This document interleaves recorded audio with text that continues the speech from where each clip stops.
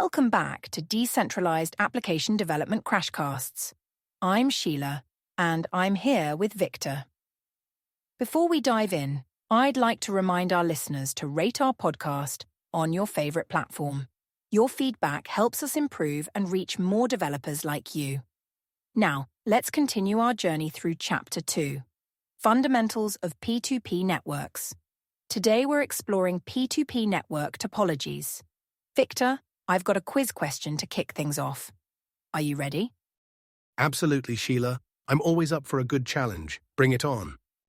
All right, here's the question for our listeners. In which P2P network topology is it possible for a node to be completely isolated from the rest of the network? Ooh, that's an intriguing question, Sheila. It really makes you think about the structure and connectivity of different P2P networks. I'm curious to see how our listeners will approach this. It's not just about knowing the types of topologies, but understanding their characteristics and potential weaknesses.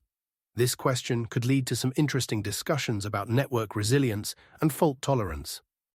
Exactly, Victor. It's a question that really gets to the heart of how these networks function. Now, before we dive deeper, could you give us a quick refresher on what we mean by network topology in the context of P2P systems? Certainly. In P2P systems, network topology refers to the arrangement of nodes, peers, in the network, and how they connect to each other. It's essentially the structure or pattern of connections between peers. This topology can greatly influence how information flows through the network, how resilient it is to failures, and how efficiently peers can find and communicate with each other. That's a great explanation, Victor. So, if I understand correctly, the topology is like the blueprint of how our P2P network is organized, right? Can you tell us about the main types of P2P network topologies we'll be discussing today? Absolutely, Sheila. We'll be focusing on three main types of P2P network topologies: unstructured networks, structured networks, and hybrid networks. Each of these has its own unique characteristics and use cases. Let's start with unstructured networks. What makes them unstructured, and how do they work? Unstructured networks are perhaps the simplest form of P2P topology. In these networks, peers connect to each other randomly, without following any specific organizational pattern.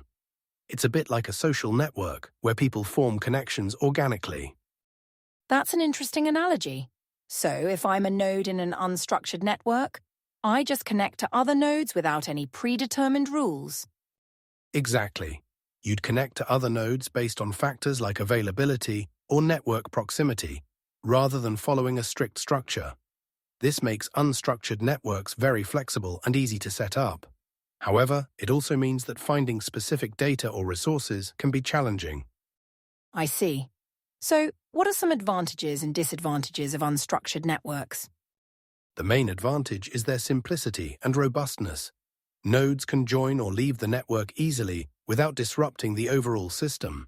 This makes unstructured networks great for dynamic environments.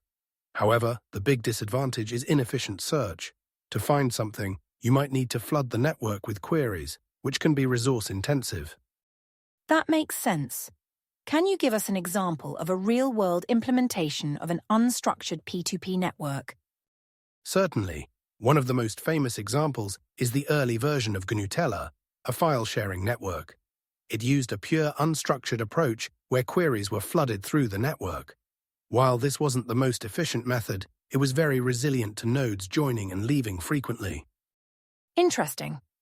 Now, let's move on to structured networks. How do they differ from unstructured ones? Structured networks are quite different. They organize peers and data using specific rules, often involving distributed hash tables, DHTs. If we use an analogy, think of it like a well-organized postal system, where each address corresponds to a specific location. That's a helpful analogy. So in a structured network, each piece of data has a specific address where it should be stored. Exactly. In structured networks, both the peers and the data are assigned unique identifiers, often using a hash function. This creates a sort of map of where data should be stored and how peers should connect. It makes finding data much more efficient than in unstructured networks. I can see how that would be more efficient. What are some advantages and disadvantages of structured networks? The main advantage is efficient data lookup. In many structured networks, you can find any piece of data in O log n time, where n is the number of nodes. This is much faster than flooding queries in an unstructured network. However, the downside is that structured networks can be less flexible. When nodes join or leave, it can require reorganizing parts of the network structure. Can you give us an example of a structured P2P network? Sure. One well-known example is CORD, which is a protocol for building structured P2P networks. It organizes nodes in a ring topology and uses consistent hashing to assign keys to nodes. BitTorrent's distributed tracker, based on the Kademlia DHT, is another real-world implementation of a structured P2P network. That's fascinating. Now we've talked about unstructured and structured networks. What about hybrid networks? How do they fit into the picture? Hybrid networks, as the name suggests, combine elements of both unstructured and structured topologies. They aim to get the best of both worlds, the flexibility of unstructured networks and the efficiency of structured ones. That sounds promising. How does a hybrid network typically work? A common approach in hybrid networks is to use a two-tier system. The upper tier consists of more powerful or stable nodes that form a structured network, while the lower tier consists of regular nodes in an unstructured network. This allows for efficient searching through the structured tier while maintaining flexibility in the unstructured tier. Interesting. Can you give us an example of a hybrid P2P network? Certainly. One of the most well-known examples is the modern implementation of the BitTorrent protocol. It uses a hybrid approach where peers can find each other through both a centralized tracker, which provides some structure, and a decentralized DHT, which allows for more flexibility and redundancy. That's really helpful, Victor. Now, before we wrap up, I think it's time to reveal the answer to our quiz question. The question was, in which P2P network topology is it possible for a node to be completely isolated from the rest of the network? Ah yes, the quiz question. The answer is that in an unstructured network, it's possible for a node to be completely isolated. Since connections are formed randomly, there's no guarantee that every node will be connected to the network. In structured and hybrid networks, the organization rules typically ensure that all nodes are connected in some way.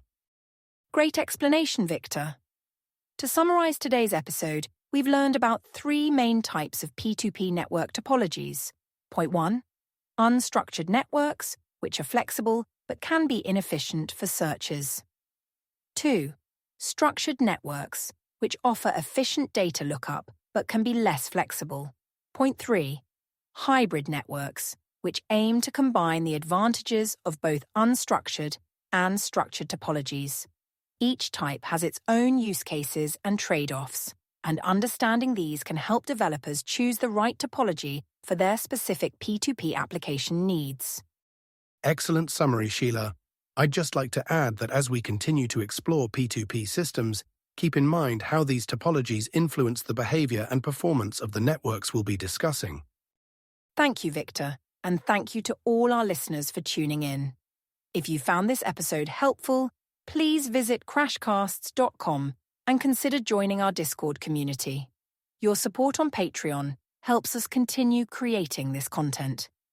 Don't forget to subscribe and rate our podcast. It really helps us reach more developers like you. Until next time, happy coding.